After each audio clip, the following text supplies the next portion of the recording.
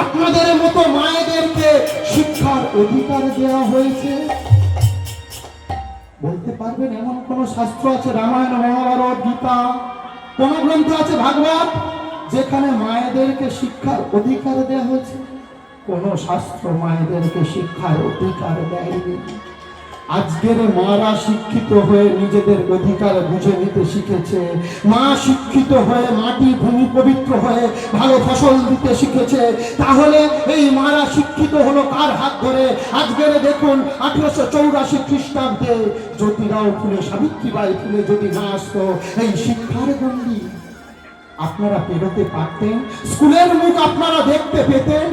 স্কুলে যেতে পারতেন?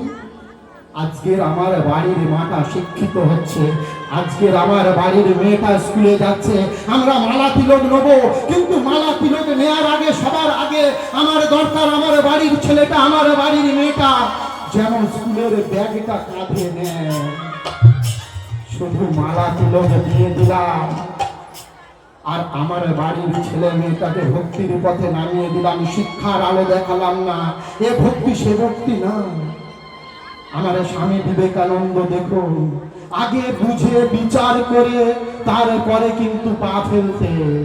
তার মানে বিচার করতে বুঝতে গেলে আপনার সব থেকে আগে দরকার শিক্ষা। আজকের যে নারী নারী নারী আমরা করছি, আজকের মনুসংহিতার দিকে তাকিয়ে দেখুন, মনুসংহিতা ওই নারীকে শিক্ষার আলো দিতে দেয়নি, বাড়ির বাইরে বেরোতে দেয়নি, নারীদেরকে গৃহ মধ্যে প্রবেশ করে ঘরের মধ্যে কাজকর্ম করার অধিকার দিয়েছিল, তাদের বহির্বিশ্বের দ্বার বন্ধ করে দিয়েছিল। আজকের নারীকে বলা হলো নারী হলো শূদ্র।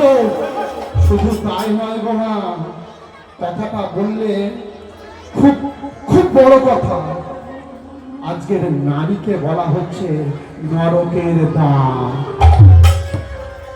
ভাবতে পারেন, আমরা স্বর্গ পাওয়ার জন্য লাফালাফি করছি, আর ওই শাস্ত্র গ্রন্থ, যাকে আমরা একটা সময় ল গ্রন্থ বলতাম, আইন গ্রন্থ বলতাম, সেই মনুসংহিতা বলছে নারী হলো নরকের দ্বার।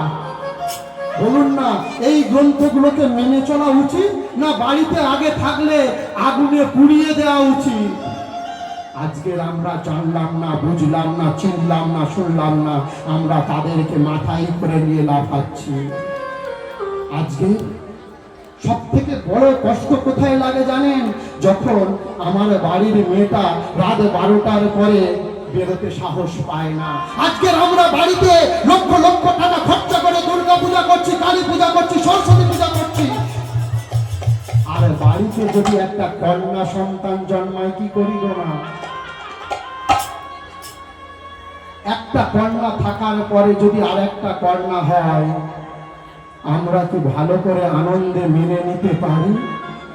দোষটা কার কাছে গিয়ে পড়ে গো মা? যেন সমস্ত দোষ আমার এই মায়ের ঘাড়ে। একবারে ভালো করে পড়াশোনা করে দেখুন বিজ্ঞান কি বলছে। এক্স ওয়াই ক্রোমোজোমের যে ঘটনাটা আপনারা পড়লে জানতে পারবেন, একটা নারীর গর্ভে একটা পুত্র সন্তান কার জন্য আসে আমরা সেটা জানলাম না, বুঝলাম না।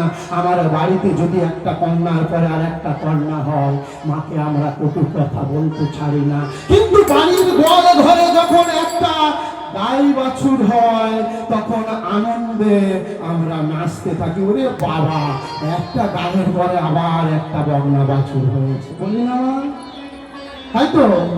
আর বাড়ির মেয়ে হলে আমাদের সেই আনন্দ থাকে না। আমরা লক্ষ লক্ষ টাকা খরচা করে পূজা করছি, আনন্দ করছি, মাকে এনে মাতৃ প্রতিমা তৈরি করে আমরা নৃত্য করছি, আর সেই প্যান্ডেলের পিছনে গিয়ে আমরা দেখছি একটা মা বা একটা মেয়ে ধর্ষিতা হচ্ছে। এই কি আমাদের শিক্ষা? এই কি আমাদের জ্ঞান? আমাদের আগে সেই শিক্ষা সেই জ্ঞানের দরকার, যে শিক্ষা যে জ্ঞান হলে আমরা মাতৃশক্তিকে সত্যিকারের জায়গা দিতে পারবো। শক্তির আরাধনা না করলে আমরা এগিয়ে যেতে পারবো না। আমাদের অনেক প্রশ্ন করে, আপনাদের কপালে লাল সিঁদুর কেন?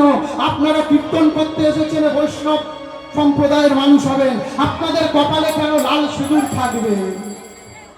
লাল কিসের প্রতীক? শক্তির প্রতীক।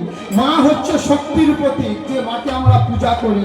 কালী পূজা করি তো, হ্যাঁ, কালী পূজা আমরা কিসের জন্য করি? শক্তি আরাধনা করি।